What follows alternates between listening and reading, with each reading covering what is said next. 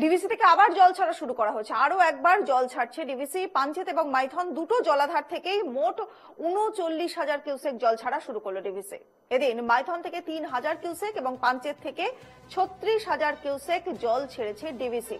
ডিভিসির জল ছাড়ার ছবি দেখছেন এই মুহূর্তে। ফের জল ছাড়া শুরু করলো ডিভিসি। মাইথন থেকে ৩,০০০ কিউসেক জল ছাড়া হয়েছে, পাঞ্চেত থেকে ৩৬,০০০ কিউসেক জল ছাড়া শুরু হয়েছে।